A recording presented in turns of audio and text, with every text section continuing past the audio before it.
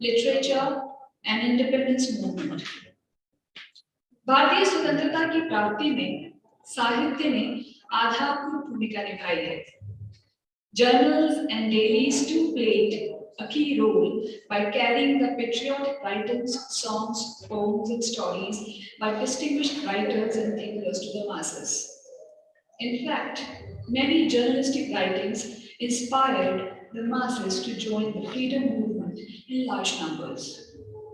उस युग की पत्रकारिता ने स्वतंत्रता आंदोलन को गति दी.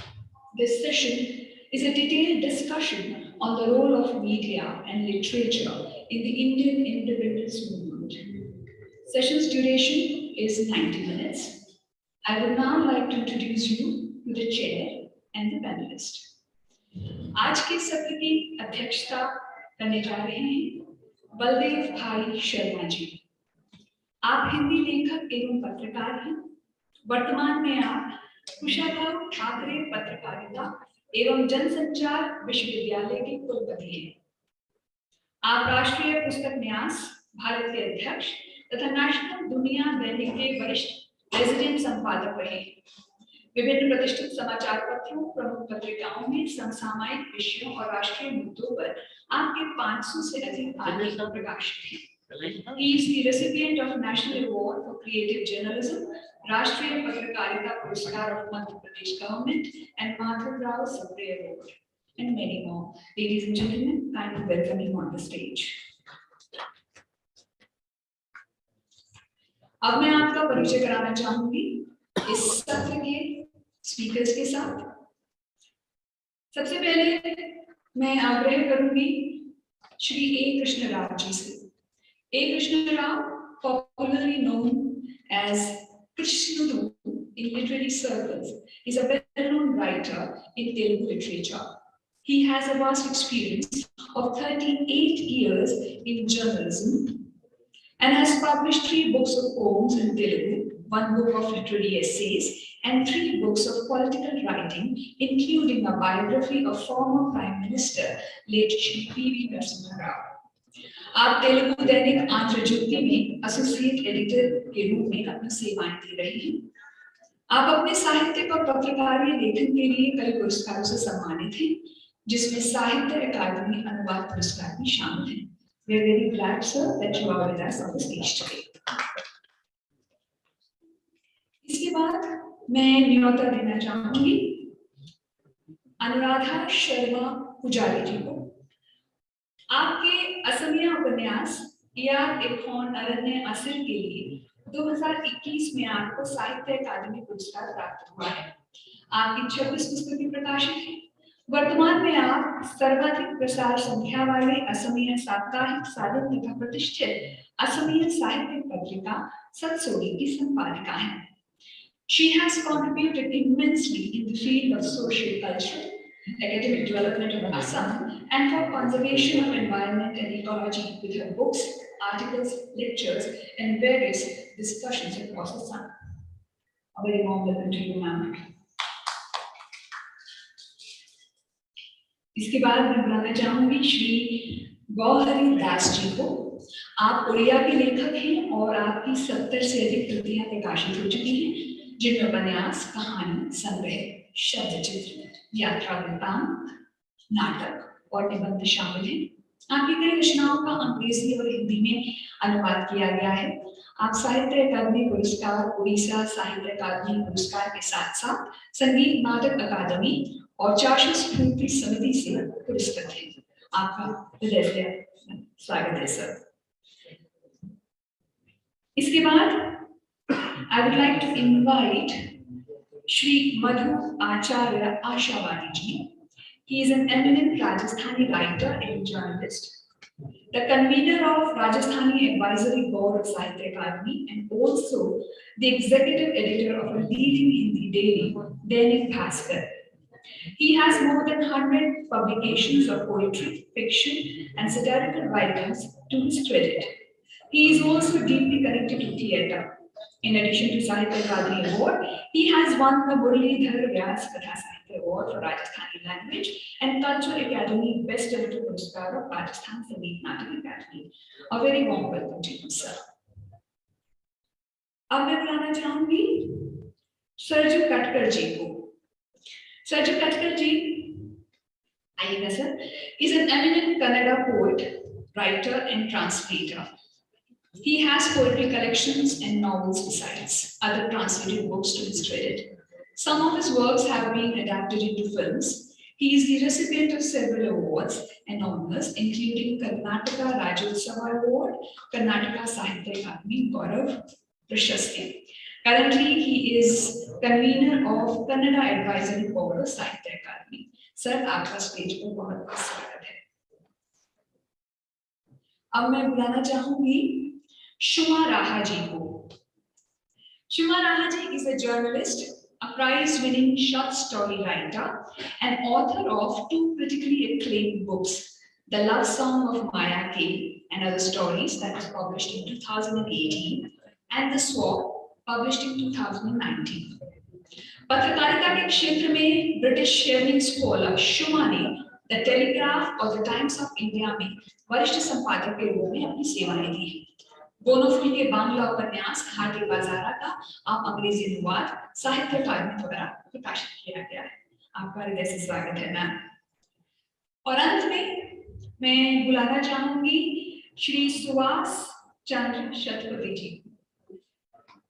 Subhash Chandra Satpathy has over 150 books that he edited for Orient Longman, The Pramaya and others. He also has 9 titles published to his credit. He had translated more than 40 short story collections, novels, poetry collections, essays. He is recipient of Odisha Sahitya Akademi Award, Taranga Award, Kadambi Award, and many more awards. And we are delighted to have you with us in this panel discussion. So here is the panel that is right in front of you on the stage. And this is the right moment to welcome you all, honor you all on the stage. So may I request Shri K. Srinivas Rao ji, Secretary Sahitya Akademi, to kindly come on stage and felicitate our dignitaries. तो कृपया करके अनवस्त्र देकर हम चाहेंगे कि आप सबसे पहले हमारे अध्यक्ष महोदय जी का स्वागत करें, उनका अभिनंदन करें और इसके बाद हमारे बाकी सभी स्पीकर्स।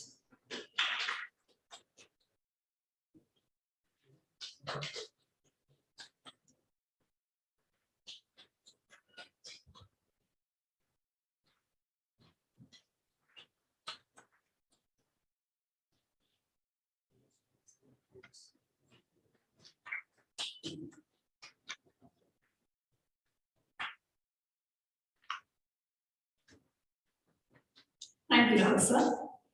जैसे कि राव सर ने कहा समय की सीमा है 90 मिनट्स, तो अध्यक्ष महोदय से निवेदन करूंगी कि अगर हम इस समय सीमा के तहत रहते हुए बस हमारे पास बहुत सारे पैनलिस्ट हैं और हम सबको सुनना चाहेंगे, हम इसे अगर 90 मिनट में खत्म कर सकें कंप्लीट कर सकें तो आभार। आगे की बात है आपके हाथ में। आप यहाँ पोडियम से बोलना चाहेंगे तो यहाँ से भी बोल सकते हैं, आपको कॉर्डर्स भी दे सकते हैं।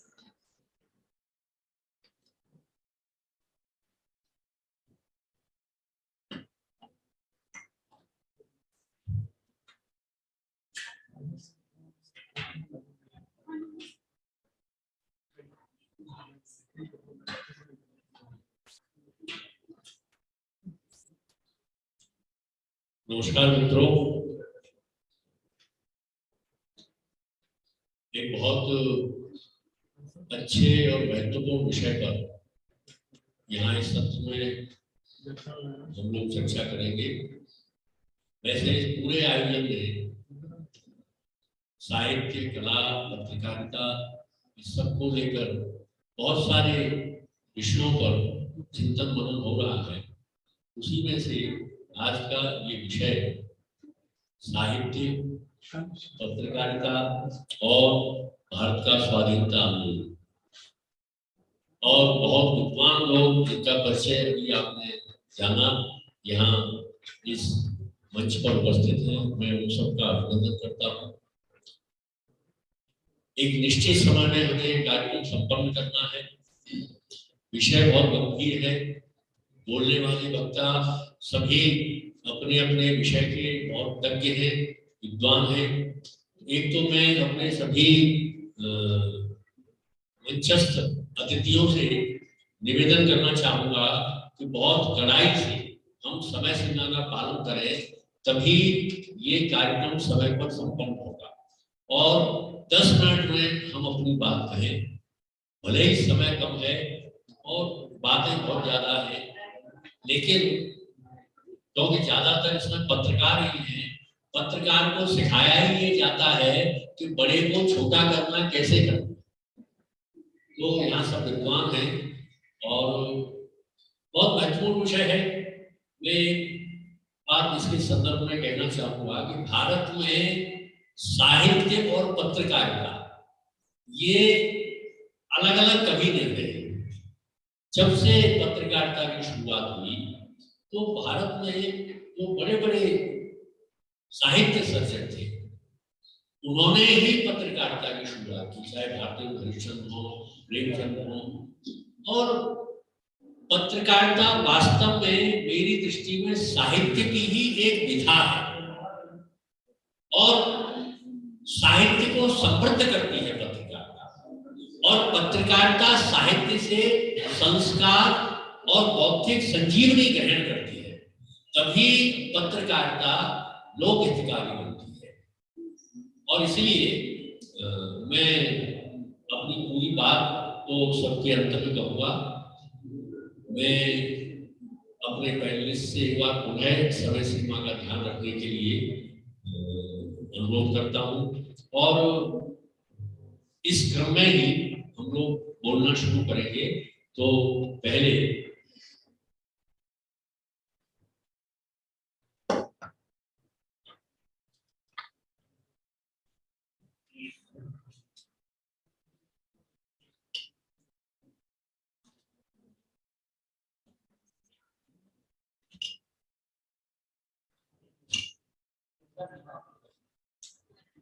Good afternoon, friends. It's such an honor to be here today at this prestigious International Literature Festival, and I'd like to thank Sahitya Academy and the Ministry of Culture for organizing this event and giving me an opportunity and a platform here. And so as it happens, I was, everybody is a journalist here and literary person as well. But I also have, or maybe others have it too, I also have another connection with one of the aspects of this topic, because I'm the granddaughter of a freedom fighter who was part of a revolutionary group in Bengal and who spent several years in British prison and for his opposition to or his fight against our colonial masters. So I do feel a personal connect with the subject. So obviously, journalism and literature both played a very critical role in spurring our freedom movement. Both forms of writing, the one factual and the other creative and appealing to the imagination, gave rise to the idea of nationalism amongst the people who had hitherto, they had no sense of common identity or common purpose. However, I would like to posit that by and large, perhaps journalism played a more active role in shaping public opinion against foreign domination than did literature, because of the immediacy of journalism, because it was informing people about things that affected them in their daily lives, in their real lives. So there were, of course, some works of literature that engaged people almost as powerfully as journalism did. Neil Darpan, a play by Dinabandhu Mitra, written in 1858-59, is one example. It dealt with the horrific treatment of indigo farmers of Bengal by their British masters. In fact, the indigo revolt of 1859 also was taking place around the same time. But to come back to journalism, even in the mid-18th century, this is the years immediately after the First War of Independence. We call it the First War of Independence, but it was really little more than a military insurrection, because and hence quite limited in its scope. So even after the so-called First War of Independence, this landmass was populated by disparate groups of people who had no sense of unity of a common purpose. The idea of nationalism, or indeed that of a nation, simply didn't exist. So how did this change? So no doubt literacy and the spread of education helped, because without that, the ideas and the information that were being disseminated through the written word would not have been possible. But what led to the germination of nationalism and the idea that we as a people had the right to self-determination was the journalistic writings of men like Bal Tilak, Surendranath Banerjee, Motilal and Shishir Ghosh, who set up Amrita Bazar Patrika in 1868, Subramania Iyer set up the Hindu in 1878, then Bipin Chandra-Pal, Madan Mohan Malviya, Motilal Nehru, and many, many others. So they were really the pioneers of nationalism in this land, Margdarshaks, as it were. They wrote tirelessly about the manifold injustices and repressive actions of the British Raj, mobilizing public opinion against them and fueling a growing desire for freedom from foreign rule. Bal Tilak, of course, said famously, "Swaraj is my birthright and I shall have it." And the British did their best to stifle these voices. They brought in censorship laws, such as the Vernacular Press Act of 1878, the Indian Press Act of 1910, and others. But the country's fledgling press perhaps had more spine and character than large parts of the media today, which crawls even without formal censorship laws or formal censorship. So, and this is a well-known story. When the British passed the Vernacular Press Act in 1878, Amrita Bazar Patrika, which was till then a bilingual journal, transformed itself overnight into an English language paper just so that it could continue to publish in English, circumvent this law and continue to critique the government.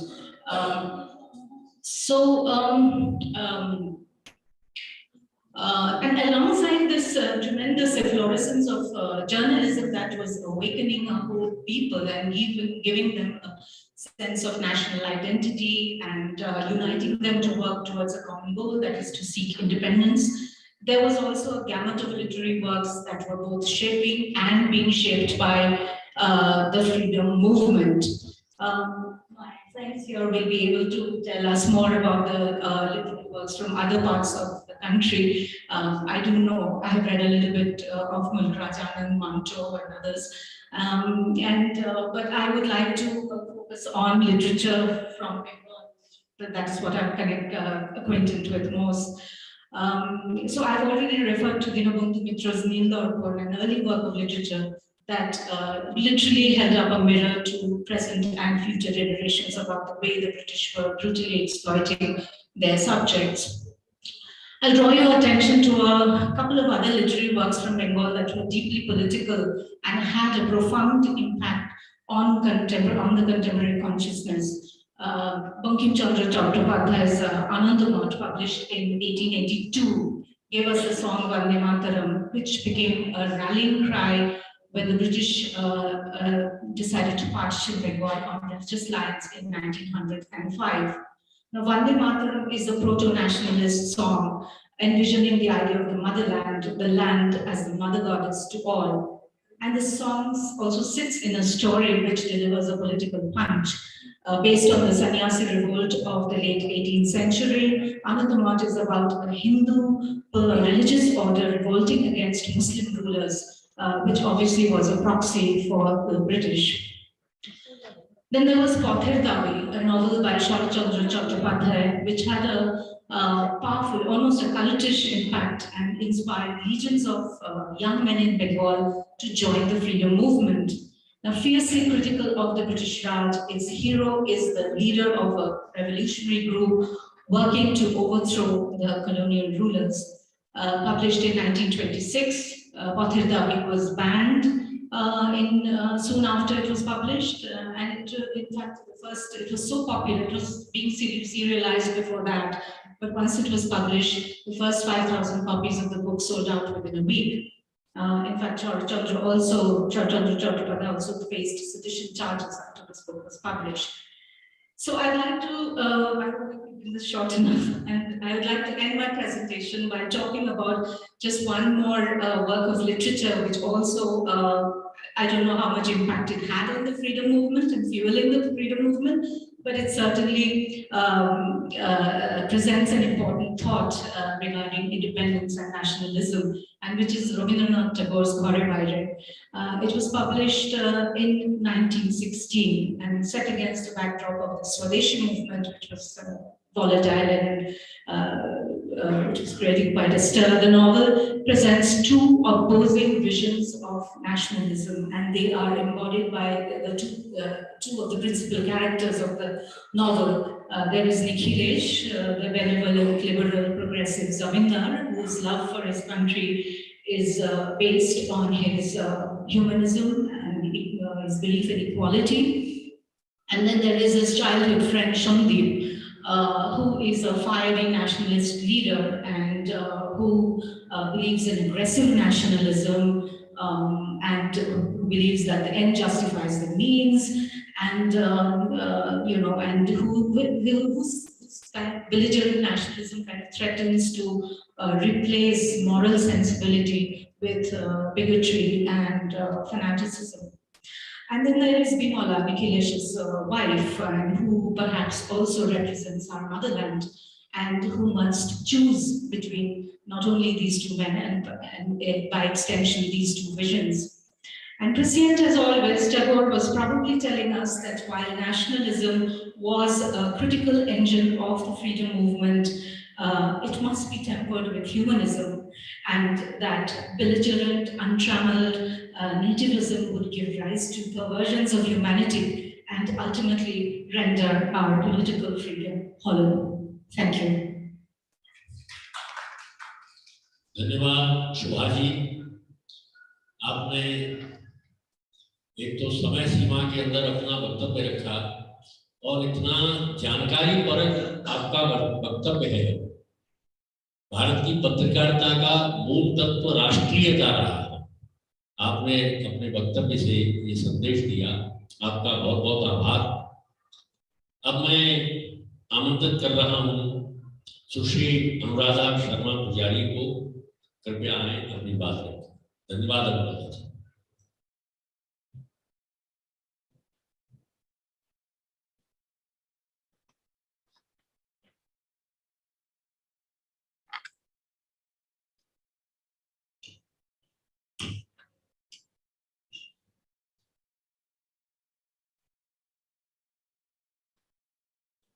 Thank you very much. First of all, I am very much thankful to Sahitya Academy and Ministry of Culture for inviting me in this platform, and I just convey my respect to my co-participants, chairpersons, and this august audience before me. So already it's a so vast subject, and we are getting very few minutes.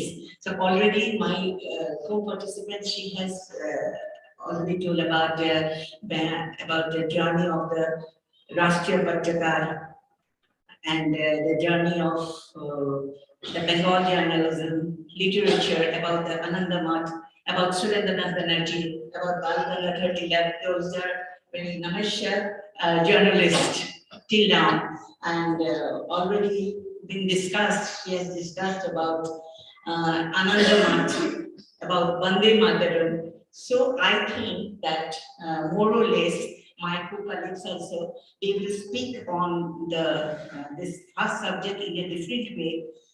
I want to precise this my portion to Northeast literature and media movement in independent period, because at that time, before independence, it was called as Assam. In the jurisdiction of Assam, there was a northeastern region been there, and after independence, the state has been divided. So that I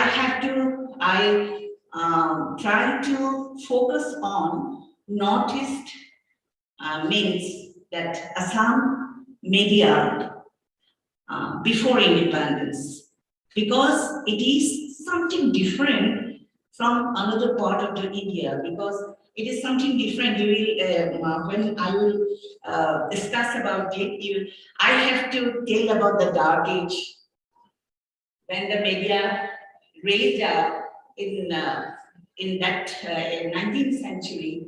We lost our mother tongue at that time.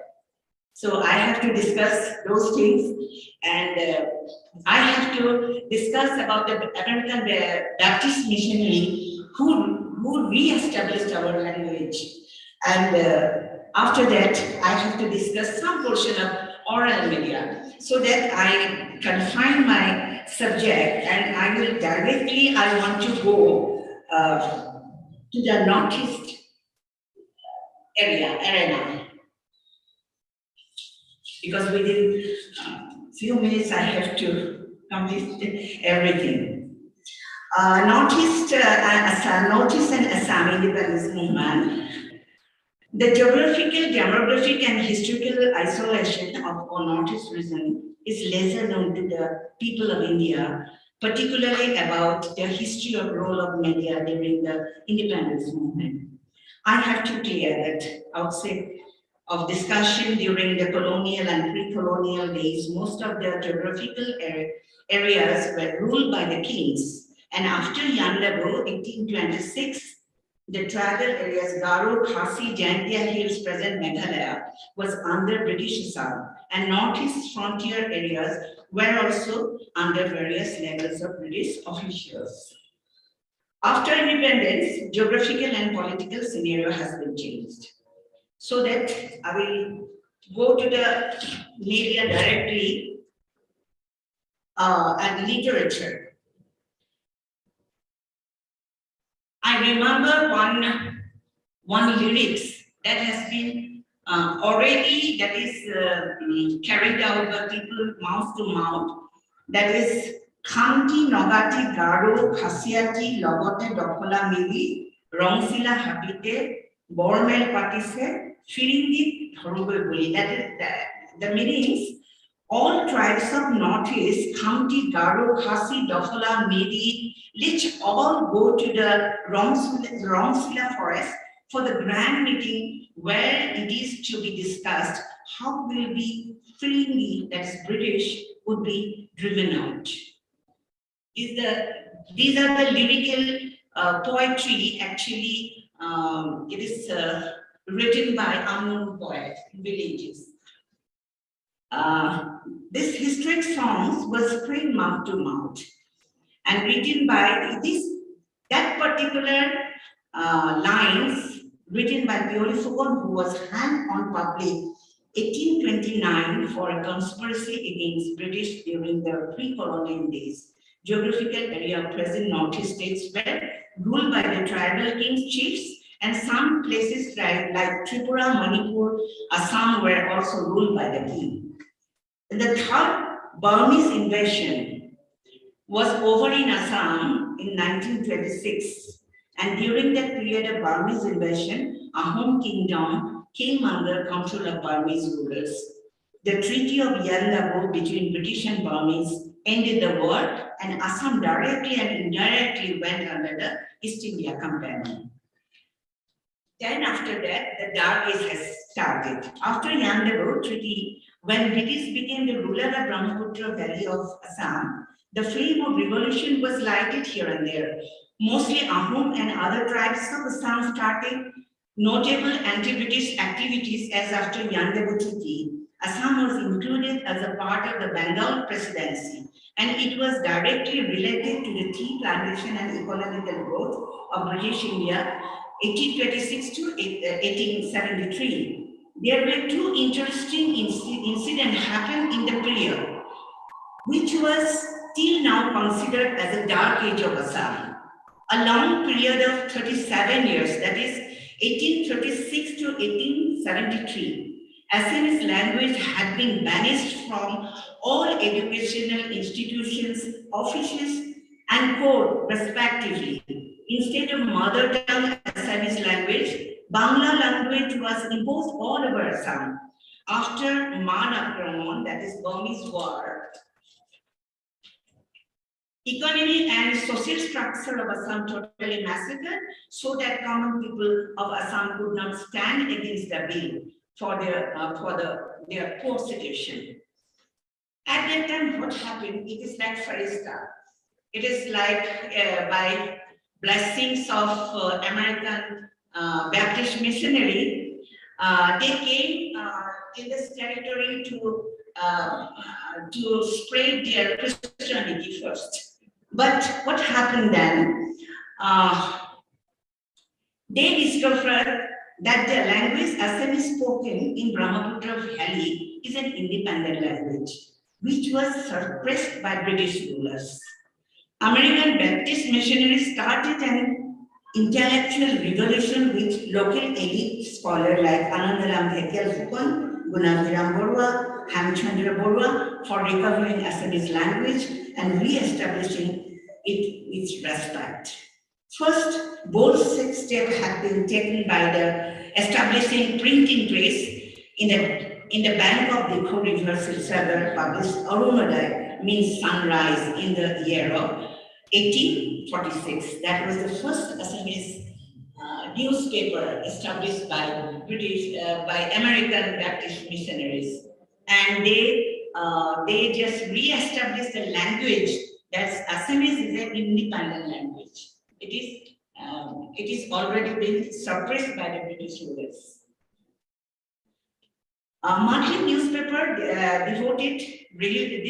this newspaper devoted to religion, science, and general intelligence in Assamese language, spoken only, which continued to be published in 1883.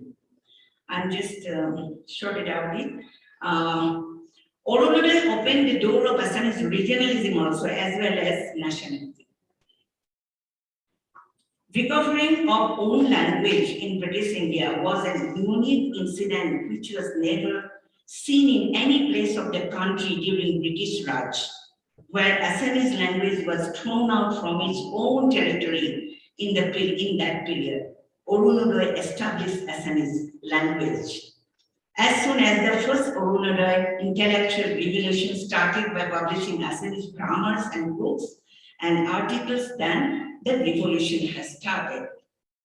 A monthly newspaper, Assam Bilashini, was published by Dattadev Goswami from Madhuri, the river island of Assam, challenging the nationalist vision in 1871. The press was named as Dharma Prakash. The paper was the first newspaper published by an Assamese. Later on, this daily newspaper had made significant contribution in freedom movement under editorship of Krishna Kumar Bhattacharya. It was an era, new spirit, when Assam Mihir published. In that Japanese period. I just mentioned two parts. Then after Jonaki Juk has started, in this Jonaki Juk, it is that changes the whole literature and media in Assam and rest of India. Then I should say about the oral literature, how it is being mouth to mouth, the people carry the slogans and all. Jyoti Prasad Agarwala, he had written a Lovita. It's a very popular, it was a very popular drama, and from which the women of Assam, they joined to the freedom movement. And then I should say, Om Apanades, like Vande Mataram, Om Apanades, Lakshman Bajburwa. He has published it in Bahi in 1909. And Om Apanades is a regional anthem in Assam. This is like the way, actually, as well as the nationalism and as well as we place the whole Assamese people and Northeastern people, they also fought for establishing their own language also. That is the main thing in the freedom period.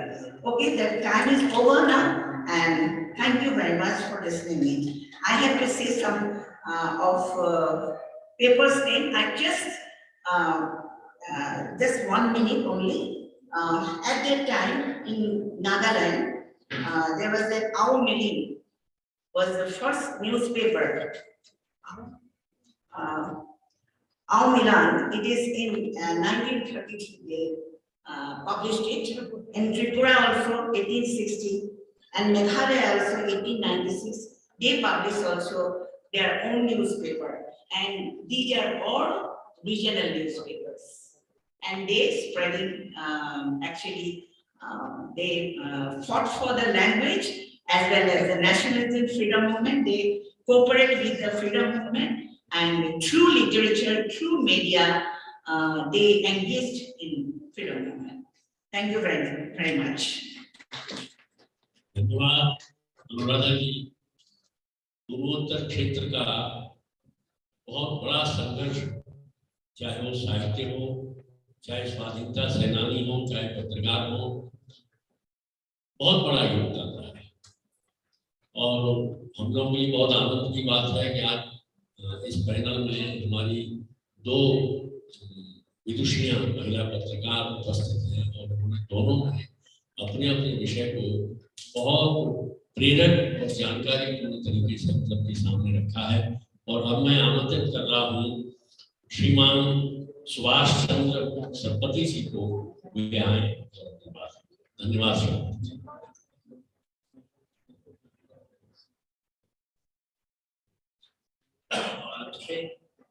First of all, I would like to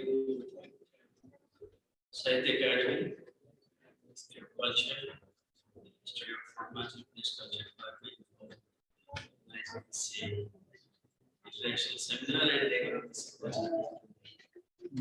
Stand here and speak.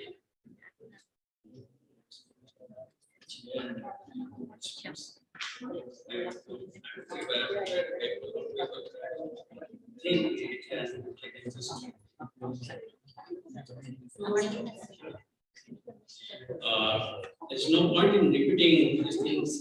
My teachers, they have already mentioned the history of journalism in India and the regional newspapers, how they came to be and the role they played in the independence movement and the role of literature. I have jotted down some points that I would like to read. The 19th century, early 19th century showed the path of hundreds of newspapers throughout India. Center Spain, Calcutta, Bombay, Madras, and many other places like Lahore and etc. And the spread, Odisha was also one of the places where the regional journalism also came into being. Odisha was a trouble ground for the British ever since they occupied the land in 1803. So bouts of uprisings in different parts of Odisha, and Odisha was not then a land, a separate state was not there. It has been divided into different say, agencies and tracts and provinces like Bengal, Madras, and Central Province. And Odisha is called today was not the same as in the 19th century, mid-19th century. It was only linguistically regarded as there existed no patch land with a definite territorial boundary to be called Odisha. Odisha lay scattered from river Godavari in the south to river Suvarnareka in the north, and deep inside mid-India up to Sarika and Krishna. Though Odia was used to be the official language in the school language of teaching, attempts are being made from time to time for its abolition. So for the Odia, the problem was twofold in the 19th century. To keep the linguistic identity safe and to justify it and to face the British maladministration. Thus, with the advent of modern praise, the Odishan intellectuals in due course found a means to ventilate their displeasure and demand for their rightful claims. They started putting pressure on government to integrate all the West tracts. One incident occurred, the family of 1866, which in another way was a blessing, although it was the cause for perishing 1/3 of the Odia population.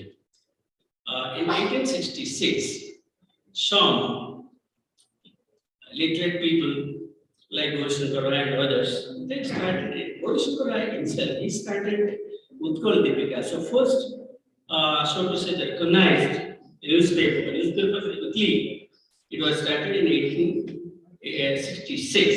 It's called Utkal Deepika.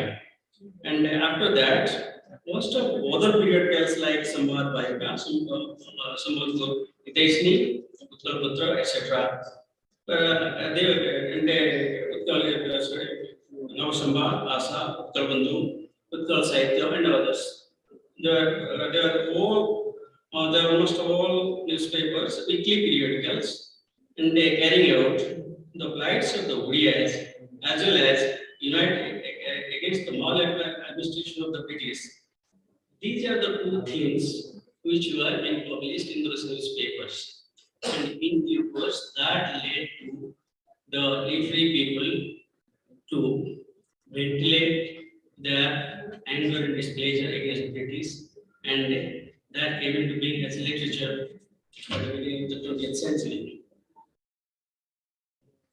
And right from Madhusudan Das, the writers like Madhusudan Das, Gaurashankar Rai, Fakirmal Senapati, Radhanath Rai, Vichitranand Das, Madhusudan Rao, Gopavadna Das, Nilakanta Das, Radha Misra, Acharya Hariyar, Radhanath Ratan, Krishna Mata, etc.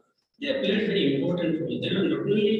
They not only started newspapers in say last years of 19th century, the beginning decades of our 20th century, they were also major literatures like poets, novelists, story writers, and essayists.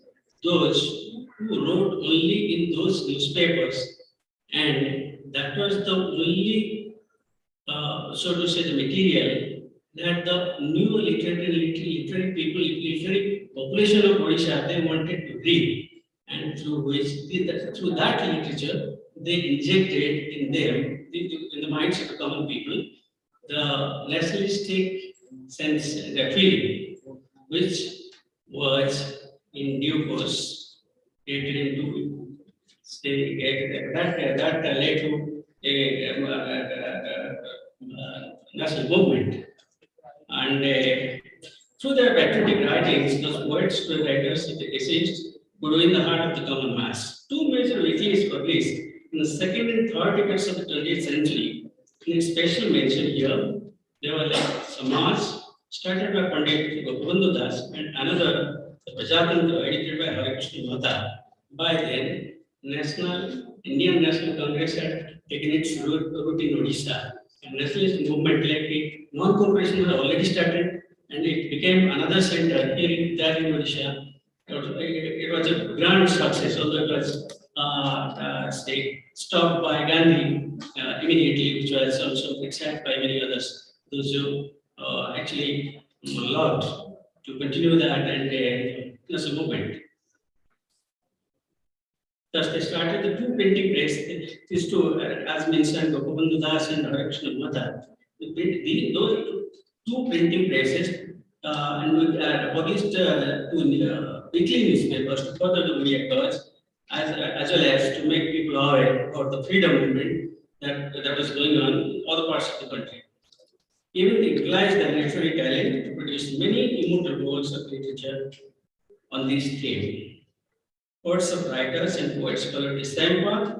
Apprehensive with the outcome of the government had no option but to arrest those writers and editors and stop their publication. By now, the government was well aware that it was the press and the thinking press that was banning the freedom movement.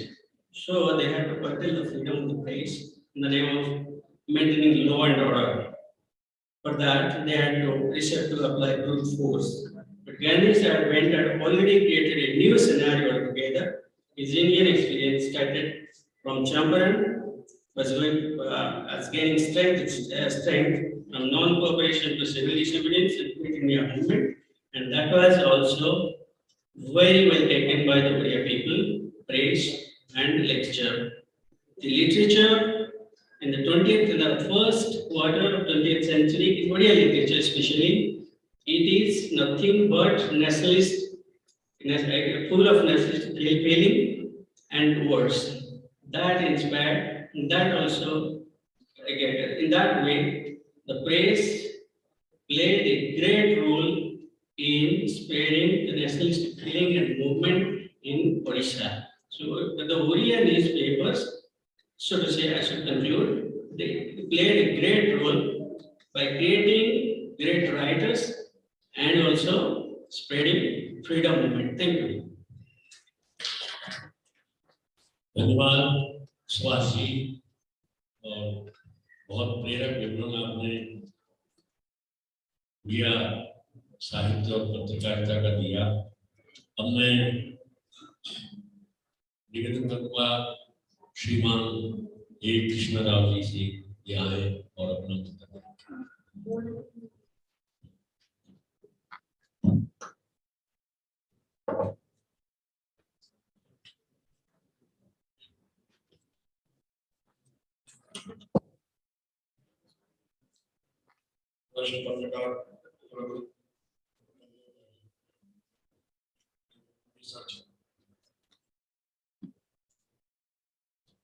I'm grateful for me for this international literary festival. I'm doing research. Everybody knows that media and literature, they are intertwined and they work hand in hand with each other. And the history of journalism is linked to freedom struggle. I would like to concentrate on Telugu literature. There is not much difference between Telugu literature, Hindi literature, Oriya literature, or any other literature of any language, because freedom movement was needed in all over the country and everybody fought for freedom. When Jaishankar Prasad ji wrote, Himachal Shankar Tanga saying, Prabuddha Shabda Bharati, and our Rayapur Subbarao said, Ye Desha Medina, Hindu Maridina, Ye Pita Mekina, Yavar Edurena, Pakadara Tamni Bhumi Bharatini, Yilabada, Minchati, protect the self-respect of the country. It's what Rayapur Subbarao said. It's similar to Jaishankar Prasad. And when Rashtrapati Tindar wrote, Namo Swatantra Bharat ki Dhaj Namo Namo Namo Nagaraj Shunniti Vihang Namo Anant Satya Shakti Shil Viharini Namo Pranay Prasarini Ashtavari. Same time, same poetry. Our Telugu poet Jolka Krishna Shastri wrote, Jai Jai Jai Priya Bharat Janitri Divya Dhatri Jai Jai Jai Shata Sahasra Naranani Hridayetri Jai Jai Jai Shakhyamala Sakshyamala Chenam Chala Jaya Vasanta Kusumalata Chanita Lalita Purna.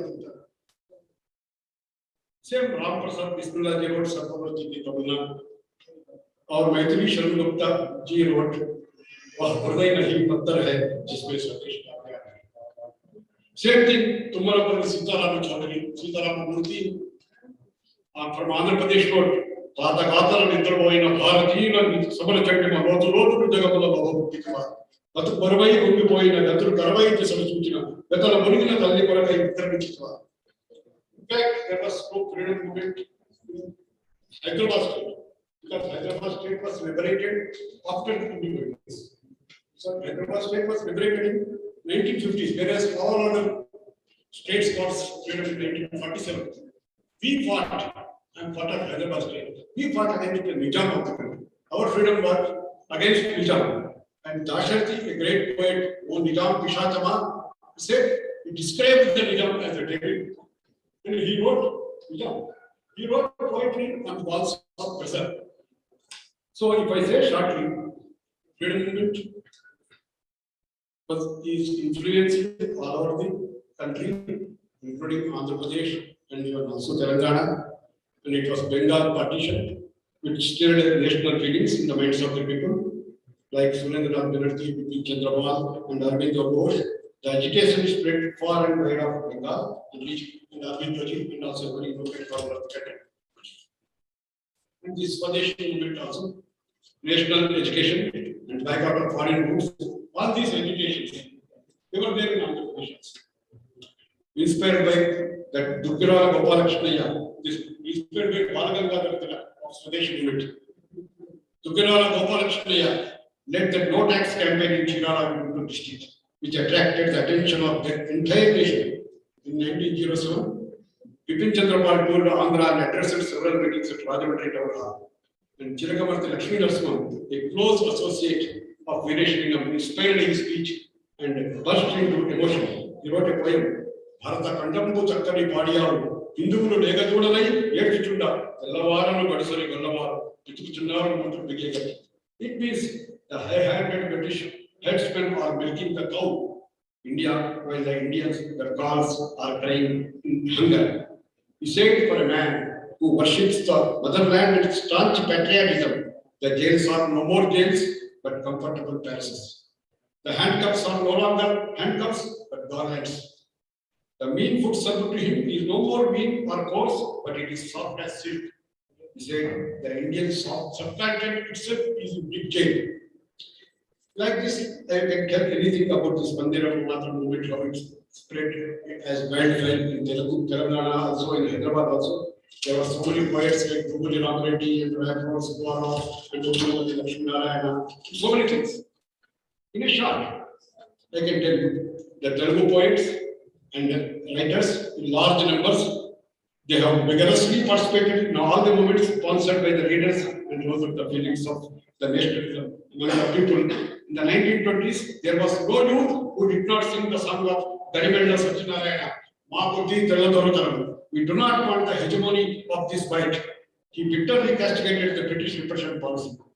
So, Satyagraha also inspired the Telugu people, as I said, Telugu literature and journalism, and worked in hand.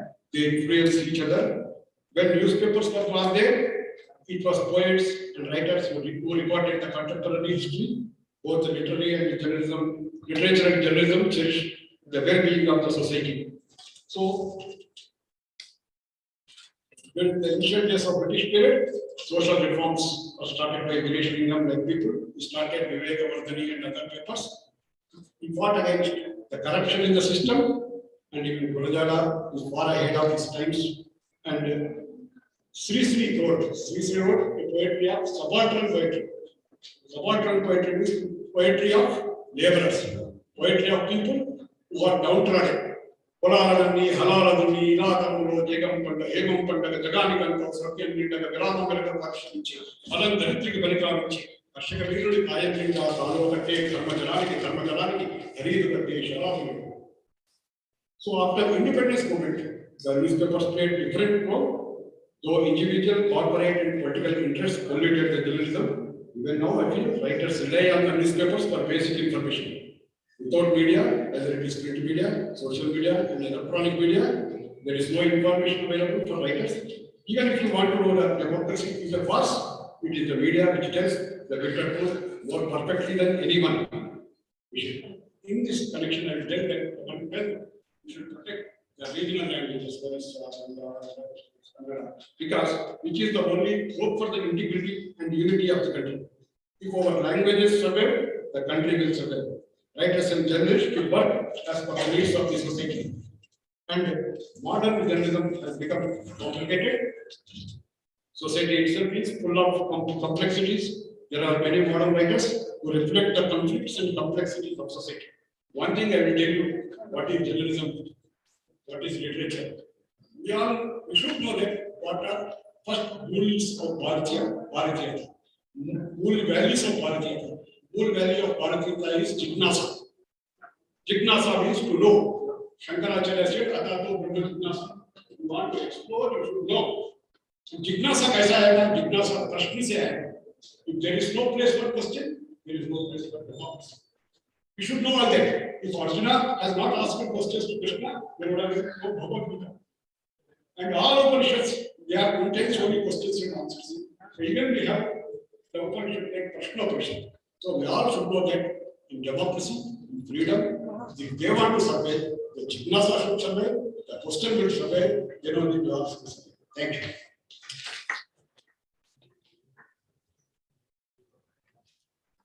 धन्यवाद कृष्णराव जी। और तेलुगु साहित्य की कविता की पंक्तियां सुनाकर आपने हम सबको बहुत रोमांचित कर दी।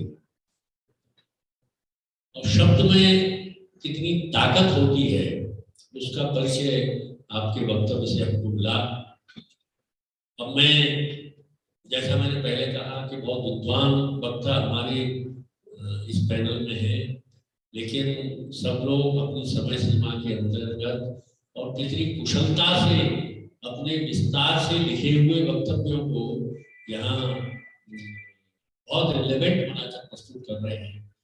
अब मैं आमंत्रित कर रहा हूँ श्रीमान गौर हरिदास जी को, वे आए और अपना वक्तव्य प्रस्तुत करें।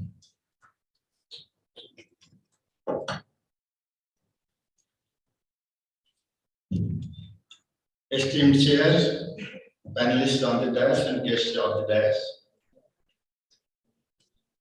When the chair was introducing the topic, he was telling that at one point of time, literature and journalism, they were like twins. Just to supplement him, I would quote a quotation of Matthew Arnold. He has said, journalism is literature in Hari. Journalism is literature in Hari. When I was walking down this corridor, I was looking at the posters prepared by Minister of Culture and Science Academy. I am anguished, I am shocked, surprised, as I didn't find a single picture of a gentleman who was in true sense of the combination of three things: is media, literature, and independence movement. About him, Mahatma Gandhi said, if I get a people like him, 100 people like him, I can get independence within 1 year. He was Pandit Utkarmani Gopabandhu Das. Dear friends, journalism can never be silent. That is its greatest virtue as well as greatest fault. It must speak and speak immediately, while the echoes of wonder, the claims of triumph and science power are still in the air. It's also, as I mentioned, journalism is literature in hurry. Journalism works on the field of contemporary events, steps into the pages of history with inherent and latent elements of literature. While literature talks about contemporary life, journalism reports about contemporary realities.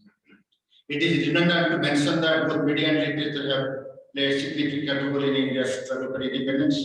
While some of India's best poets and fictional writers have invoked patriotism in hearts and minds of millions of Indians, there were also some writers who can be treated as the harvest of that same freedom movement.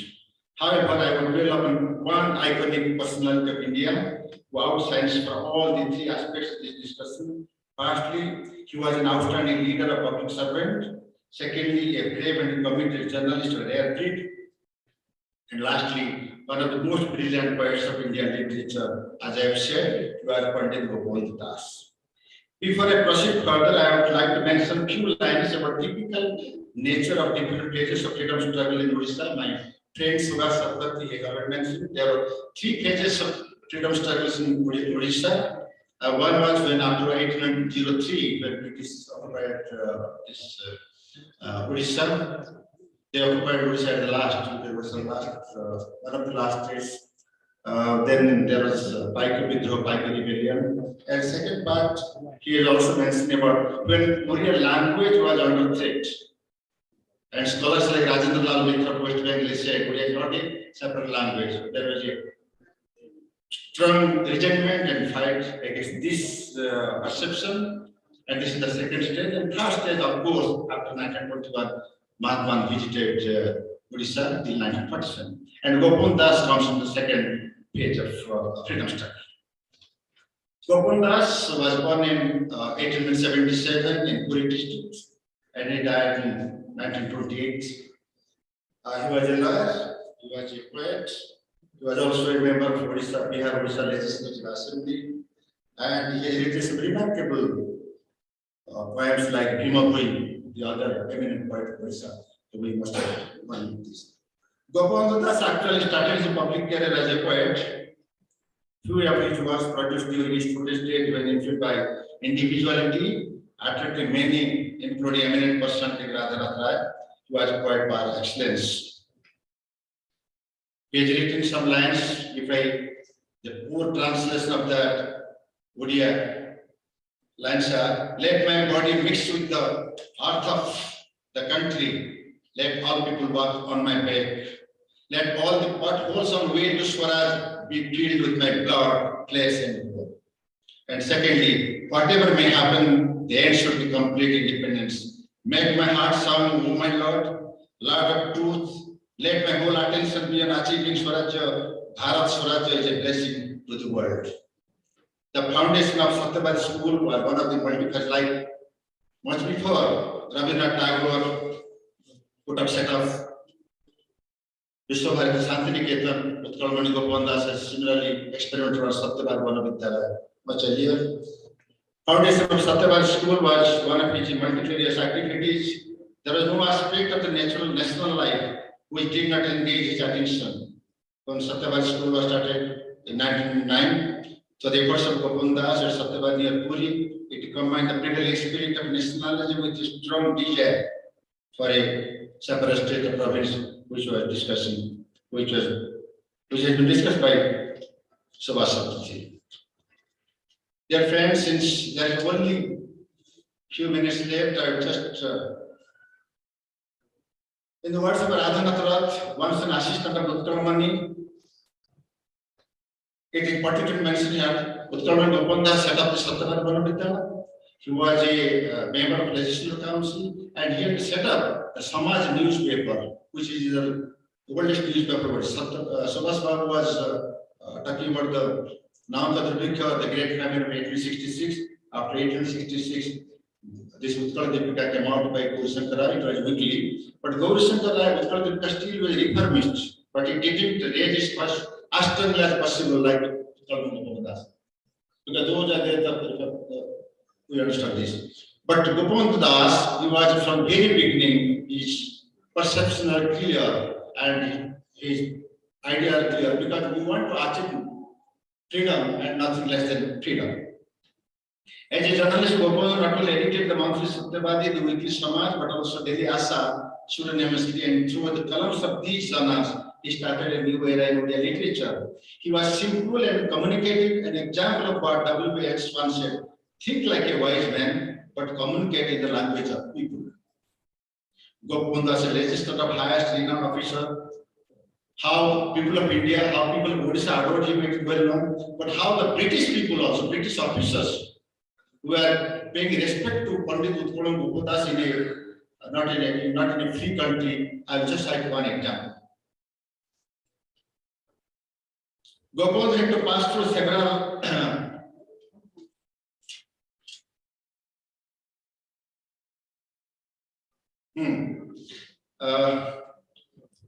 Lakshmikant Mahapatra, the famous part of Odisha, who has played the state anthem Bande Utkal Janani. Bande Utkal Janani is the state anthem of Odisha.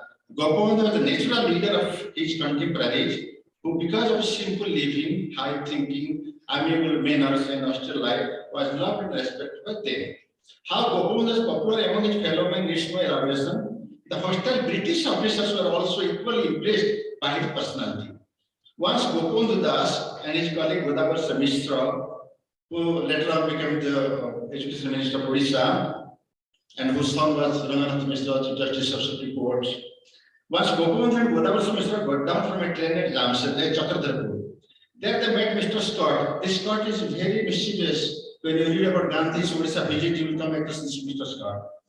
There they met Mr. Scott, who for a while was a political agent of the Odisha state and was notorious for his oppressive character. Gopandas asked him, "Are you not Mr. Scott?" Mr. Scott politely replied, "Yes, Gopandas Babu, I am Scott. I am very happy to have a darshan of yours. Can I do anything for you? Kindly give me orders." Mr. Scott was then the Deputy Commissioner of Singhbhumi, and he had generated terror in the minds of innocent tribals of that district. Gopandas was struck with the mild tone of Scott and asked him, "Well, Mr. Scott, we never knew each other before. How could you recognize me?" Scott returned the wonderful reply, "Gopandas Babu, how did you say I did not know you? You might not have seen me, but I have seen you thrice. I was once in a visitors gallery in the Legislative Council and heard you speaking, and I was so much charmed with it that I had twice again gone to the council just to listen to your talk. Then he said, the sun does not know anybody on earth, but who on earth does not know the sun? जमीन पे कोई सूर्य को नहीं जानते, मगर सूर्य जमीन पे किसको नहीं जानता है, और जमीन पे ऐसा कौन है जो सूर्य को नहीं जानता? Utkalmani गोपवंदास was like son for the British first officers. Dear friends, Gopavand had to pass through several vicissitudes for an old and impartial stance as editor. This is the last thing I will tell you. All of you have heard about Netaji Subhash Chandra Bose, but his brother S.C. Bose was the district magistrate in Odisha. And when Gopavand was editor, there was a defamation case against Gopavand Babu. And Mr. Bose was the magistrate. That was a long story, to cut the long story short. Then Mr. Bose has written in his memoirs, there was a huge, it was so crowd, there is a huge crowd. So the magistrate could not hold his court in Ijlas. He had to come to the mango grove, open field. There was hundreds and thousands of people there coming to know what is going to happen to Gopavand Babu. Mr. S.C. Bose has written, if I was going to convict Gopavand Babu, the history of India will never forgive me. If I acquit him, this British government will never allow me to.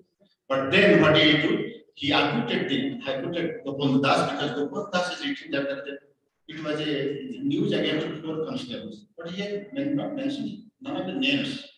Then he said, the defamation case is there, but tell me, who has been defamed? I have written the constables, not the names of these things. So that is why the life of Gopavand Das was full of personal tragedy. He had lost his mother at his birth, father when he was barely in his teens. He lost his son during his relief work when working for the in the flood. And he lost his wife on the day he completed his LLB. He was 51 years old when he died.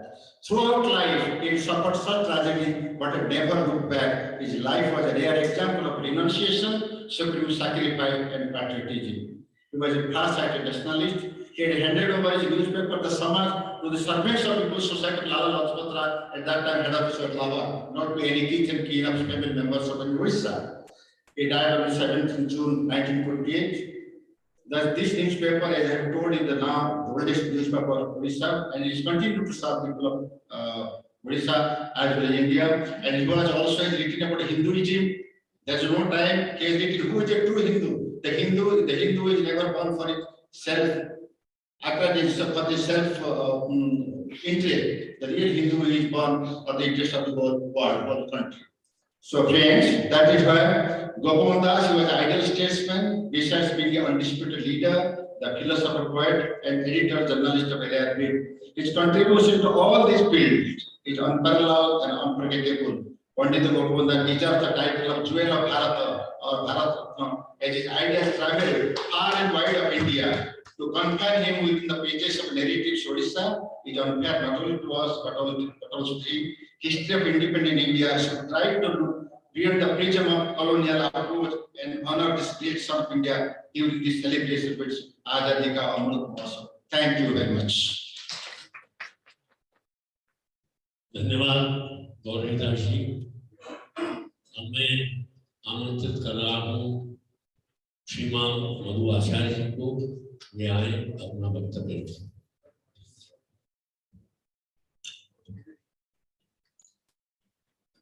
सत्र के अध्यक्ष सम्मानीय बलदेव भाई और सभी मित्रों, सही है कि साहित्य और पत्रकारिता को कभी अलग किया ही नहीं जा सकता, और जिस दिन से साहित्य और पत्रकारिता को अलग किया गया, अलग करने के प्रयास हुए, उस दिन से पत्रकारिता न तो मिशन रही है, न कोई संस्कृति रही है, कोई व्यवसाय रही है। इसलिए दोनों को अलग किया ही नहीं जा सकता। मैं सीधे, चूंकि बलदेव भाई का निर्देश है तो अपनी बात सीधे आरंभ करता हूँ। पत्रकारों के पैरों की छालों से इतिहास लिखा जाता है। महादेवी वर्मा के इस वाक्य से ही स्वतंत्रता आंदोलन और पत्रकारिता के गहरे रिश्ते को समझा जा सकता है। बिना पत्रकारिता कभी भी स्वतंत्रता की लड़ाई दुनिया में कहीं भी पूरी तरह नहीं जीती जा सकती, ये शाश्वत सत्य है। हिंदी और हिंदुस्तान की पत्रकारिता ने फ्रीडम मूवमेंट में जितने कष्ट सहे, जितनी तकलीफें सही उतनी शायद दुनिया के किसी देश में नहीं।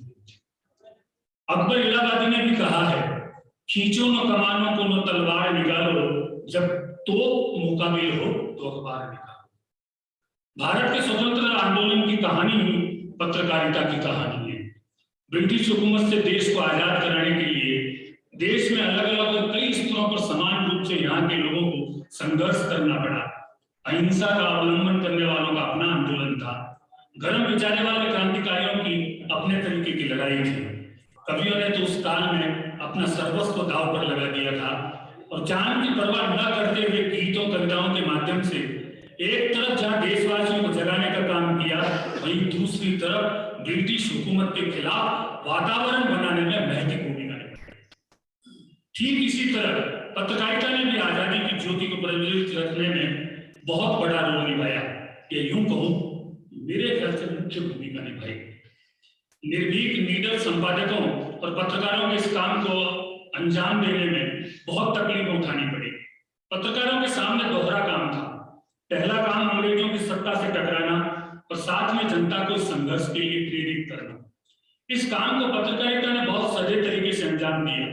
पत्रकारों ने अपने शब्दों से आग उकेरी और हर भारतीय की संवेदना को झकझोरा, उसमें आजादी का भाव भरा। उसी वजह से जनमानस अंग्रेजी सरकार के शोषण, अन्याय और दमन के खिलाफ एकजुट होकर खड़ा हुआ। अंग्रेजी हुकूमत के सामने पत्रकारों ने बड़ी परेशानी खड़ी की। पत्रकारों और उनके समाचार पत्रों ने इतने बड़े देश के लोगों को एक सूत्र में पिरोने का भी काम किया। जो राष्ट्रीय एकता की बात हम करते हैं, उसमें पत्रकारिता का बड़ा रोल रहा है। ऐसा नहीं है कि अंग्रेजी हुकूमत को पत्रकारिता के इस प्रभाव का अंदेशा नहीं था, अंदाजा था और भीतर घबराहट भी थी। इसी कारण दमन का ही तरीका पत्रकारिता के लिए अंग्रेजी हुकूमत ने अपनाया। कठोर नीतियां, कानूनी कार्रवाई से संपादकों को धमकाया गया। कुछ डरे भी और कुछ समाचार पत्र बंद भी किए गए। कुछ समाचार पत्रों के सामने अंग्रेजी सरकार ने आर्थिक तंगी की स्थिति पैदा कर दी। परिणाम स्वरूप कईयों को पलायन करना पड़ा। इन सब के बावजूद पत्रकारिता रुकी नहीं। एक पत्र बंद होता तो दूसरा समाचार पत्र आरंभ हो जाता। उस समय अधिकतर समाचार पत्रों की भाषा हिंदी ही थी। इसके माध्यम से ही देश को एक सूत्र में पिरोकर सुगठित माला बनाने का काम पत्रकारिता कर रही थी। 30 मई 1826 को कोलकाता के कुलूतोला मोहल्ले से प्रकाशित अखबार उद्दंड मार्तंड को पत्रकारिता की शुरुआत माना जाता है। इस समाचार पत्र के संपादक पंडित युगल किशोर शुक्ल थे, मगर दुखद बात यह है कि साप्ताहिक समाचार पत्र 1 वर्ष ही चल पाया। अंतिम अंक 4 दिसंबर 1827 को प्रकाशित हुआ। इसे पत्रकारिता की शुरुआत माना जाता है। राजा राम मोहन राय ने 10 मई 1829 को हिंदू हेराल्ड का प्रकाशन कोलकाता से आरंभ कर जनता को जागरूक करने का प्रयास किया। इसके 3 संस्करण बंगला, हिंदी और फारसी में प्रकाशित होते थे। अखबार निकलने का सिलसिला संवाद प्रभाकर, पन्ने, बंकिम चंद्र चटर्जी जैसे लेखों के बावजूद भी अंग्रेजों के दमन के कारण रुका नहीं। ये सिलसिला चलता रहा। अलग अलग जगहों से अखबार निकलते रहे। बनारस अखबार, मालवा अखबार, सुधाकर अखबार, सुधावर्षण, धर्म प्रकाश, प्रवाहित अखबार का प्रकाशन आरंभ हुआ। इसने सीधे सीधे अंग्रेज सरकार के विरोध में लिखना आरंभ कर दिया। अंग्रेजी सरकार को ये बात नागवार गुजरी। उसके पास दमन के सिवा कोई रास्ता नहीं था। संपादक मौलाना अब्दुल को तोप से बांध कर उड़ा दिया गया। इस अमानवीय व्यवहार से संपादक डरे नहीं, उनका जोश दुगुना हुआ। उसी जोश के चलते 1857 में पयाम आजादी का प्रकाशन आरंभ हुआ। इसे जंग आजादी का अखबार भी कहा जाता है, क्योंकि यह पहले संग्राम में अहम भूमिका निभाने वाला साबित हुआ था। अखबारों और संपादकों को उस समय सजा केवल इसलिए मिली क्योंकि वो स्वतंत्रता आंदोलन की पृष्ठभूमि तैयार कर रहे थे। अंग्रेजी हुकूमत और ईस्ट इंडिया के खिलाफ माहौल बनाने का काम अखबारों ने किया। बहुत लंबी फहरिस्त है, मैं पढ़ूंगा तो लंबी हो जाएगी। 15 अक्टूबर 1873 को हरिश्चंद्र मैगजीन, 9 जनवरी 1874 को बाला बौद्धवी पत्रिका का प्रकाशन, हरिश्चंद्र मैगजीन के जरिए 9 नवंबर 1913 को कानपुर से प्रताप साप्ताहिक की शुरुआत। ऐसे अनेक से उदाहरण है। उन सबको छोड़ रहा हूँ क्योंकि हम सारे जर्नलिस्ट जानते हैं कि पत्रकारिता का इतिहास बहुत लंबा है। प्रेमचंद व भगवती चरण वर्मा को गणेश शंकर विद्यार्थी ने अपने समाचार पत्र प्रताप से अवसर दिया। हम बनारस से निकलने वाले आज लाला लाजपत राय के वंदे मातरम, गांधी के हरिजन नवजीवन, हरिजन सेवक, सत्याग्रह, यंग इंडिया, इलाहाबाद के देशदूत, दिल्ली के वीर अर्जुन के योगदान को भी भूल नहीं सकते। इन अखबारों ने जबरदस्त हलचल पैदा की और अंग्रेजी हुकूमत को हिलाकर रख दिया। 1922 में समन्वय साप्ताहिक और 1923 में मतवाला के जरिए सूर्यकांत त्रिपाठी निराला ने हिंदी पत्रकारिता को बड़ा काम दिया। मगर मैं अपनी बात को अगर बोलता जाऊंगा तो इसके बहुत से उदाहरण हमारे सामने हैं। हम भगवती चरण वर्मा से लेकर बहुत से ऐसे लोगों के नाम ले सकते हैं, लेकिन एक ताजा उदाहरण के साथ जो मैंने बलदेव भाई के सामने दिल्ली में भी सुनाया था, वो अपने पत्रकार मित्रों को सुनाकर अपनी बात पूरी करूंगा कि पत्रकारिता की भूमिका स्वतंत्रता मिलने के बाद भी खत्म नहीं हुई, क्योंकि हमारा देश उस समय एकीकरण के लिए जूझ रहा था। अलग अलग रियासतें हमारे इस देश में थी, जिसे एकजुट करना बहुत बड़ी समस्या थी और ये काम पंडित नेहरू ने सरदार पटेल को किया था। हमारे यहाँ का एक छोटा सा उदाहरण है, जो राष्ट्रवादी विचारों के स्वतंत्रता सेनानी हुआ करते थे, लेकिन वो मूल रूप से पेशे से पत्रकार थे और उनको अपनी मदर के कारण जेल से माफी मांग कर आना पड़ा। तब उन्होंने बाहर आने के बाद गुपचुप तरीके से पत्रकार बनकर आजादी की लड़ाई में योगदान दिया और इस सुखद पहलू है कि उस आदमी ने आजादी के बाद किसी भी सरकार से स्वतंत्रता सेनानी का फायदा भी नहीं लिया। ये बहुत बड़ी बात होती है। उसका उदाहरण लेकर बात खत्म करता हूँ। राजपूतान यानी राजस्थान के बीकानेर रियासत के राजा ने गुपचुप तरीके से पाकिस्तान के शासकों से बाहुलपुर संधि की। दिखने में ये व्यापारिक संधि थी, मगर मूलतः बीकानेर को पाकिस्तान में मिलाने का प्रयास था। यहाँ भी पत्रकारिता काम आई। अंग्रेजी अखबार के संवाददाता, राष्ट्रवादी विचारक, स्वतंत्रता सेनानी दयाल आचार्य ने राज साहित्य की परवाह न करते हुए इस विषय की खबर दिल्ली के अंग्रेजी अखबार में प्रकाशित करवाई। नेहरू पटेल के काम खड़े हुए, वे हरकत में आए। पटेल ने प्रयास आरंभ किए और उस संधि को रोका। यदि वो खबर एक हिम्मत के साथ पत्रकार नहीं देता तो आज बीकानेर पाकिस्तान का हिस्सा होगा। सुदूर पश्चिम राजस्थान का बीकानेर नगर आज भारत की सीमा में है, उसका कारण पत्रकार ही है। ऐसे अनेक पत्रकार हुए जिन्होंने प्राणों की परवाह नहीं की और आजादी का आंदोलन चलाया। कई पत्रकारों ने तो अखबारों में कूट भाषा का प्रयोग करके स्वतंत्रता सेनानियों तक अपनी बात पहुंचाई। यह अब भी जो दौर चल रहा है उसमें भी हमें आजादी के 75 साल बाद फिर पत्रकारिता पर एक बार फिर से सोचने का अवसर लेना चाहिए कि हम अपने राह से कहां भटके, कहां चूक हुई और कहां सुधार हो सकता है। बहुत बहुत धन्यवाद। धन्यवाद जी, आपने पत्रकारिता की रोमांचक गाथा सुनाकर हम सबके रोंगटे खड़े कर दिए। अब मैं आमंत्रित कर रहा हूँ श्रीमान सरजू पाटकर जी को, ये आए और अपना वक्तव्य। नमस्कार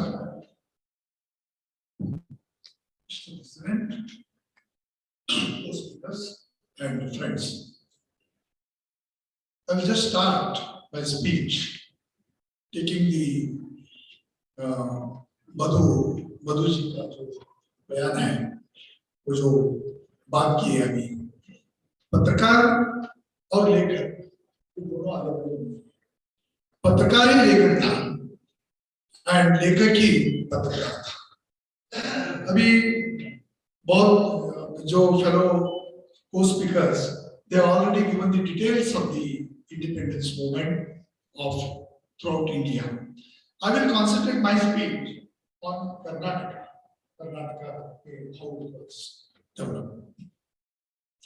खींचो न कमान को, न तलवार निकालो, जब तोफ मुकाबल हो तो अखबार निकालो। That is, I was very happy when Madhuji quoted that question. I didn't know who has coined that. When I asked him, there was a line. He's a statement. And this inspired the people of Karnataka and South. And they thought these newspapers or the journals they will reach each and every house, and that will create awareness about the freedom and the जो British का अत्याचार हो रहा था, अन्याय हो रहा था, उसके खिलाफ ये जो लोग अपने आवाज उठाए. The Karnataka's this journalism started, as Madhuji said, 1857. 1857 के बाद यानी we call it as the first independence war. Jhansi Lakshmibai, Tatya Tope, all they fought against the British that time. But I want to record, President sir, I want to record one or two things. Before, at the same time, 1857, in Karnataka, 2 or 3 small free speech stations. One is of Nargund Baba Saheb, we call him, and one is Mundargi Bhimaraya. They revolted against the British, and their Baba Saheb was arrested by the British, and he was hanged at Belgaum, from which place at Belgaum. And Mundargi Bhimaraya was also defeated in the war, in 1857 war, and he was also hanged. But before that, at the same time, 1858, Halagani Beda, that is the Bedas means they are the hunter community. They revolted against the British. Actually, they had no reason, but when they came to know about the 57 war, and they started the agitation or the revolt successful, that is the weapon. They started waging a war against the Britishers, and in the first attempt they won. But next day the British force, they came and they chose, and they ऐसा गोलीबार वहां हो गया. About 135 Bedas were killed on the spot, and 19 leaders were arrested, and they were all hanged in marketplace. They were all hanged in the marketplace. After that, then that inspired the Karnataka leaders to start the newspapers, and at that time, the Karnataka's these freedom fighters, they were under the influence of Bal Gangadhar Tilak. And Bal Gangadhar Tilak's newspaper, that is Kesari, was, see, those days how they call, Kesari was coming from Pune in Mumbai. It was to reach Karnataka after 2 or 3 days, but the people were waiting for the Kesari, and they were translating whatever Tilak has said in the Kannada language, and they were to distribute. When after in 1924, a AICC session was held in Belgaum, that is in Karnataka, and that was presided over by none other than Mahatma Gandhi. And these revolutionaries, they came under the influence of Mahatma Gandhi, because at that time, 1920, it was the Lokman Tilak was yet died. And they automatically came under the influence of Mahatma Gandhi, and they started the newspapers, and a Harijan paper and Young India. Young India was, as they translated as Tarun Bharat, and Harijan, same name, and Siddhavanalli Krishna Sharma, one of the Gandhiji's followers, he became the editor of that Kannada version. And he was to translate whatever was to come, whatever was to publish in Harijan, edited by Mahatma Gandhi. So these newspapers and the journals, they are British. They suppressed these people. They brought Bahishkar, or they seized their presses, and these revolutionaries, they became underground, they went underground, and underground literature started in Karnataka at that time. Friends, in 1924, Kuempu, one of the revolutionary poet of Karnataka, he wrote a poem, Bharata Jananiya Tanujate Jaye Karnataka Mate. That's what he said.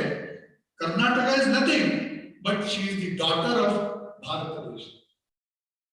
Bharatadesh, she is daughter, and Jaye Karnataka Mate. And that type of poems, Kuempu, lot of poems he wrote, and so many people, they also wrote poems, stories, novels, and lavnis. They were all came into in Karnataka. And one thing, एक बार क्या है?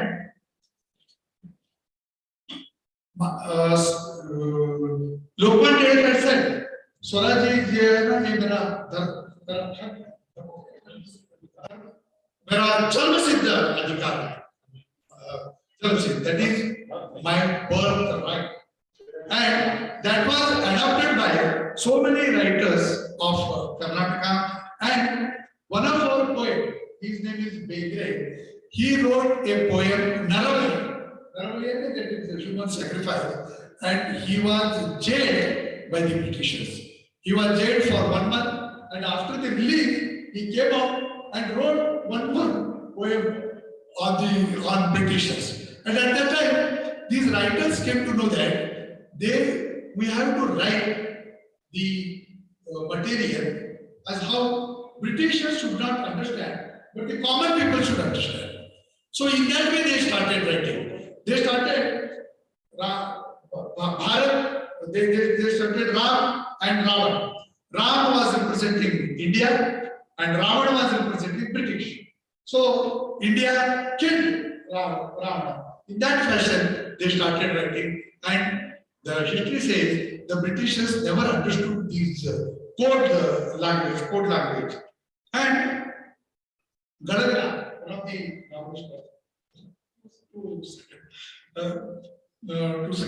and Gadagala, he translated several novels which were in Marathi, and that is of Shivaji. Shivaji's novels he translated, and that also brought a type of unmesh in the revolutionaries of Karnataka, and they took the weapon against the British. And Balina, Gandu Kodali, these are all dramas. They were written, and when the Britishers came to know that they are against the British rule, they brought a Bahishkar of seized those dramas. And Kittur Chandamal, one of the bravest queen who fought against the British in 1824, before the 1857 war, and several dramas were written on Kittur Chanama and also Sangodirayana, and they were played, openly they were played before the independence. And thus, the journalists and the writers, they both together, hand in hand, they created a history in Karnataka. And I want to, here no time is there, after the independence also, that mood has not yet gone. Several writers, they wrote what happened in 1947 or 42 movement and everything. Recently, I also wrote one novel, that is Dange. This is also based on the freedom struggle. Dange means revolution. So the Kannada writers and the journalists, they took very active part in freedom struggle, and thus they created a name in the history of freedom,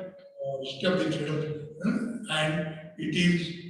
I'm thankful to Sunil Saab and the fellow speakers at Sahitya Academy to give me a chance to speak or express my opinion. Thank you.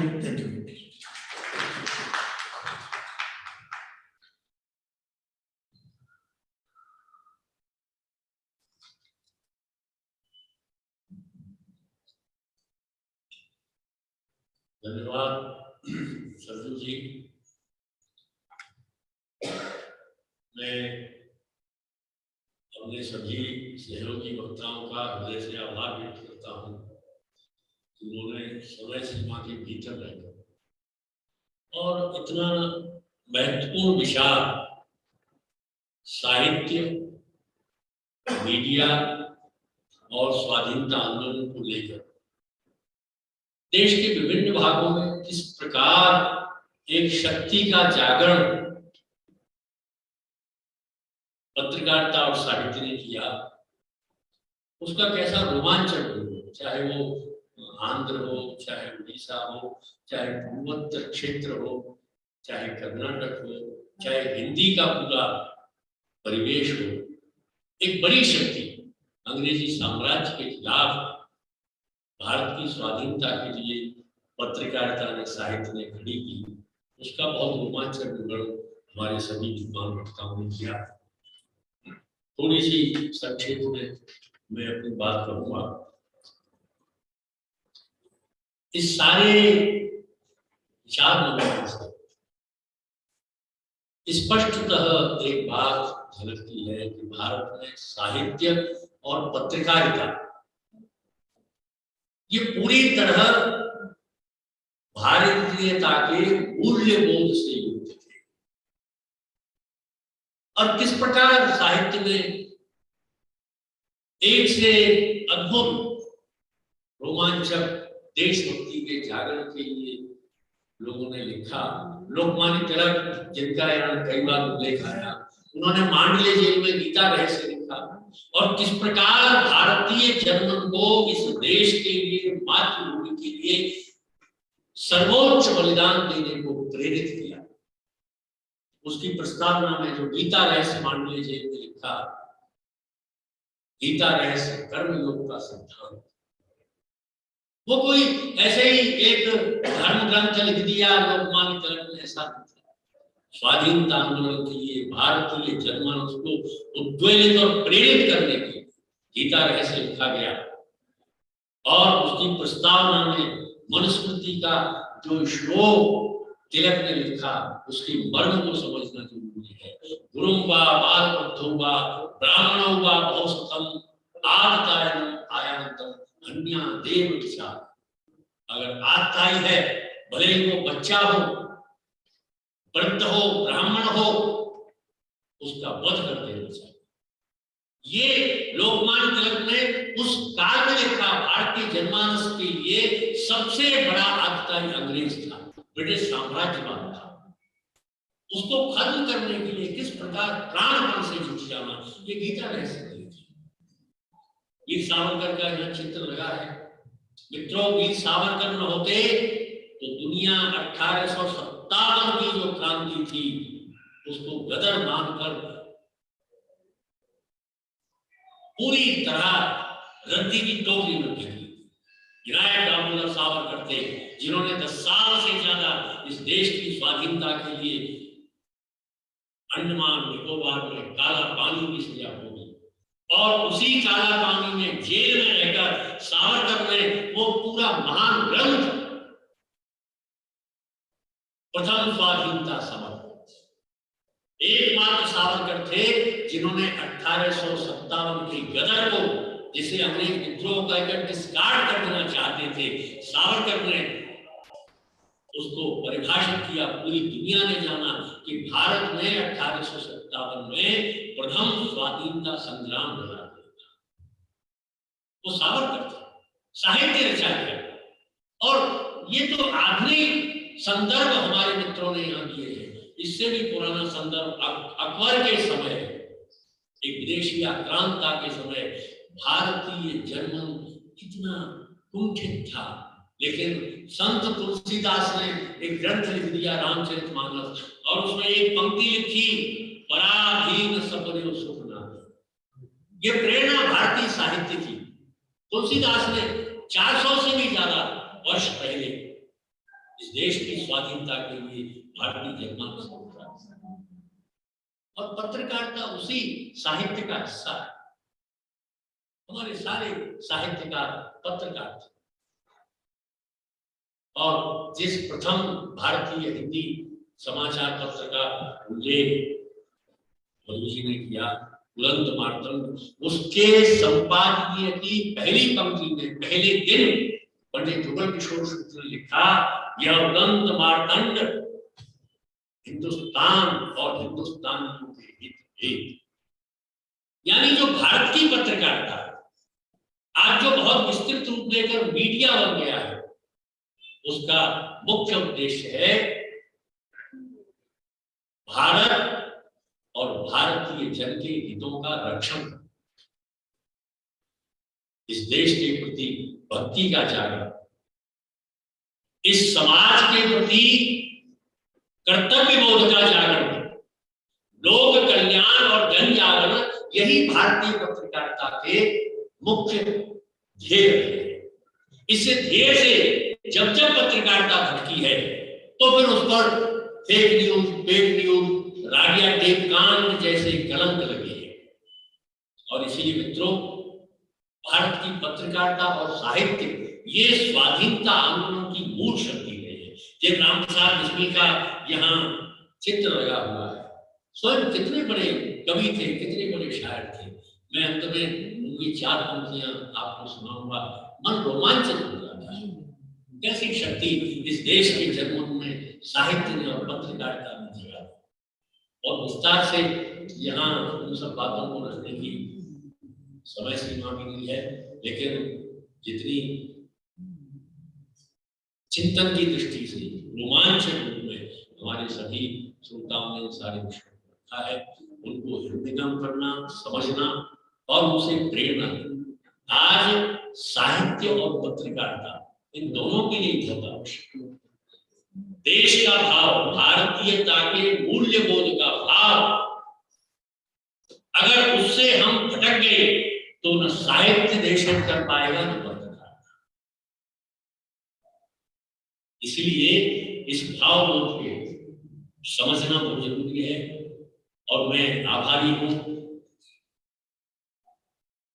अपना साहित्य अकादमी का, जिसने यहाँ बहुत सारे विषयों के बीच एक बहुत चिंतन परक विषय साहित्य, मीडिया और स्वाधीनता ये विषय रखा। और अंत में मेरा मन है कि आपको उस दौर में किस तरह हमारे क्रांतिकारी देशभक्त साहित्यकार सोचते थे, वो 4 पंक्तियां राम प्रसाद बिस्मिल ने बहुत साहित्य लिखा है, बड़े रोमांचक जीवन के प्रति थे।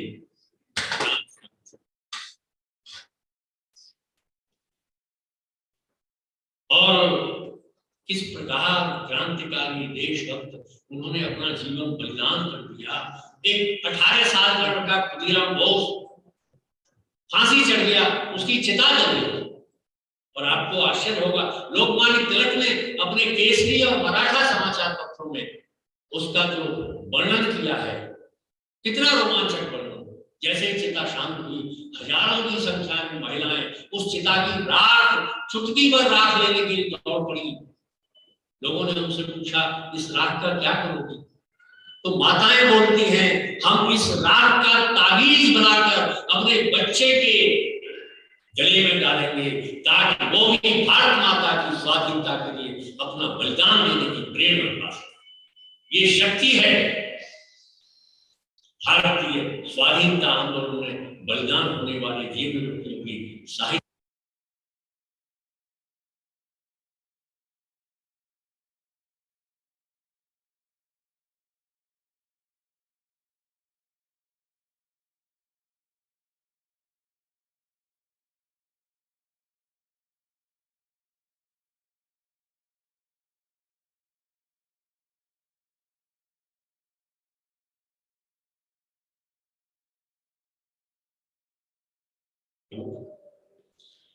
हम भी आराम उठा सकते थे घर पर रहकर,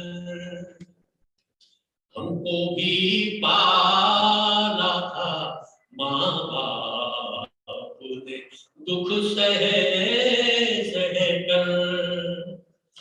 वक्त रुखसत उन्हें इतना भी न आया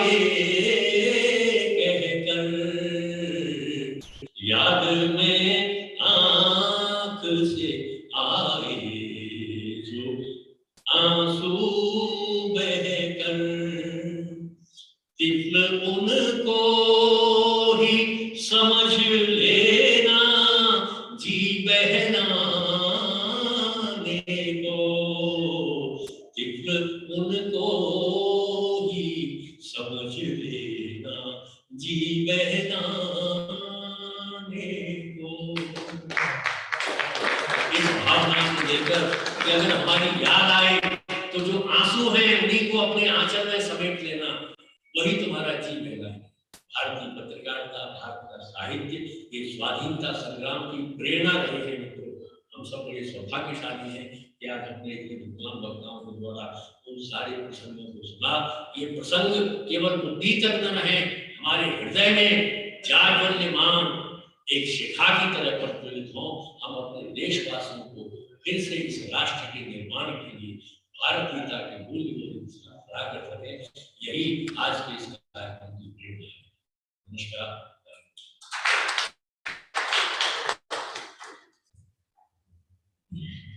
धन्यवाद। अब हम आप सभी को धन्यवाद देना चाहेंगे। अध्यक्ष महोदय बलदेव भाई शर्मा जी, ए कृष्णराज जी जो हमारे संवादी रहे, अनुराधा शर्मा पुजारी, गौरी दास, मधु आचार्य, सरजू काटकर, शुमा राहा और सुभाष चंद्र शतपथी। मैं आग्रह करूंगी ओमनागर जी से कि वो धन्यवाद के रूप में भेंट स्वरूप और आपको ये बैंक प्रदान।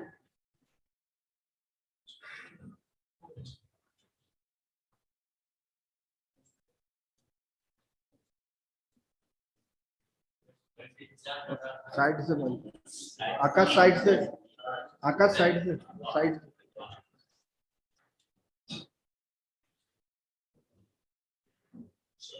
बहुत ही जोश भरने वाला ये सत्र था। इसके साथ ही ललित कला गैलरी के आज के कार्यक्रम समाप्त होते हैं। कल सुबह 10 बजे यहाँ पर पहला सत्र होगा जिसका शीर्षक रहेगा मेरे लिए स्वतंत्रता के मायने। आप सभी से भेंट होगी। Have a nice evening. नमस्कार।